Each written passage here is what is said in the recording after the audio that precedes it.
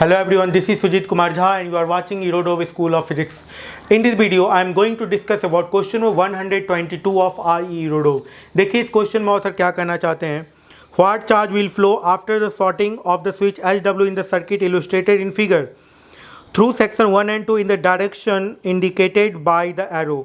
देखिए इस क्वेश्चन में जो फिगर है उसमें एरो दिया हुआ है और बोला जा रहा है उस एरो के थ्रू कितना करंट फ्लो करेगा, कितना चार्ज फ्लो करेगा.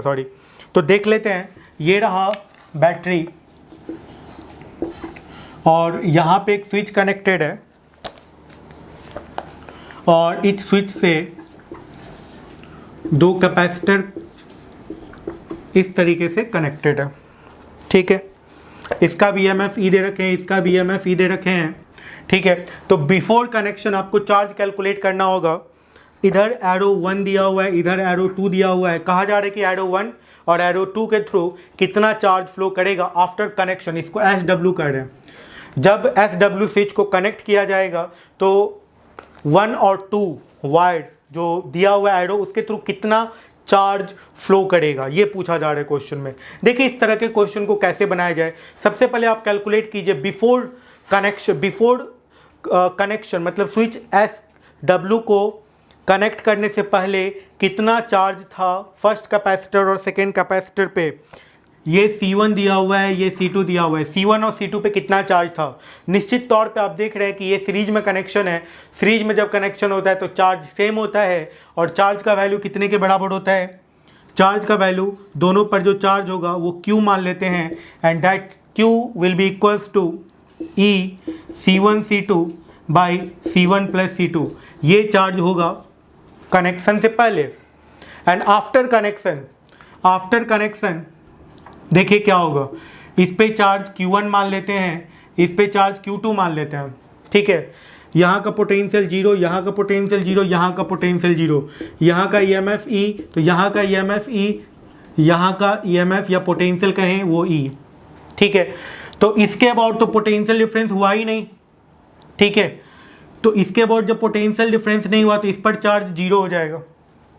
ठीक है, इस पर चार्ज कितना हो जाएगा 0. ओके, एंड बिफोर कनेक्शन इस पे पॉजिटिव चार्ज था, इस पे निगेटिव चार्ज था. ठीक है, इस पे पॉजिटिव चार्ज था, इस पे निगेटिव चार्ज था, ऐसा ही था ना. और जब इस पे चार्ज 0 हो गया, ये पॉजिटिव चार्ज ऐसे करके फ्लो किया होगा. इसका मतलब है सेक्शन 2 या वायर 2 से जो चार्ज फ्लो किया होगा एरो के अपोजिट डायरेक्शन में पॉजिटिव चार्ज फ्लो किया होगा और इस सेक्शन को न्यूट्रलाइज कर दिया होगा. ठीक है, और जब न्यूट्रलाइज, क्योंकि चार्ज बराबर था तो न्यूट्रलाइज कर देगा. ठीक है, तो इसका चार्ज 0 हो जाएगा, इसका चार्ज 0 होगा, लेकिन ये बैटरी इसको चार्ज कर देगा. समझिए इस चीज़ को मैं क्या बताना चाह रहा हूँ. इस पर चार्ज कितना था, ये चार्ज था. ठीक है, तो इतना चार्ज यदि इस डायरेक्शन में फ्लो करेगा तो वही चार्ज तो इस पर भी है ना, तो ये तो पॉजिटिव वाला सारा का सारा इसको न्यूट्रलाइज कर देगा. ओके, तो ये न्यूट्रल हो जाएगा कुछ देर के लिए, लेकिन चूंकि ये बैटरी भी कनेक्टेड है इससे तो ये इसको चार्ज कर देगा. ठीक है, तो वायर 2 में आप ये समझ सकते हैं कि वायर 2 में जब इस पे चार्ज 0 हो गया तो इसका सारा चार्ज इधर फ्लो किया होगा. तो चार्ज कितना फ्लो किया होगा, ये चार्ज फ्लो किया होगा लेकिन अपोजिट डायरेक्शन में फ्लो किया होगा. ठीक है, तो चार्ज जो फ्लो किया होगा इसके थ्रू, जिसको Q2 कह सकते हैं, Q2 फ्लो किया है, इसको क्या कह दें हम लोग. ठीक है, ये चार्ज फ्लो किया है थ्रू इस वायर के थ्रू, इस एरो के थ्रू. ठीक है, चार्ज फ्लो थ्रू वायर 2. ठीक है, वायर 2 के थ्रू जो चार्ज फ्लो किया है उसका वैल्यू यही है E C1 C2 by C1 plus C2. ये चार्ज फ्लो करेगा.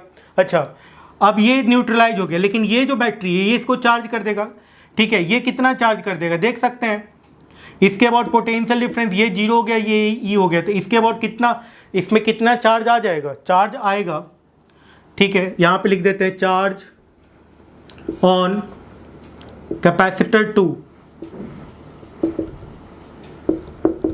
कितने के बराबर हो जाएगा, C2E के बराबर. ठीक है, तो यही चार्ज इसके थ्रू फ्लो किया है C2E. Okay, C2E charge flow किया, यहाँ पे पॉजिटिव है, यहाँ पे निगेटिव है, निश्चित तौर पे चार्ज इधर फ्लो किया होगा, पॉजिटिव चार्ज इस तरफ फ्लो किया होगा, तो ये पॉजिटिव में आंसर आएगा, इसका निगेटिव में आंसर आ जाएगा, है ना।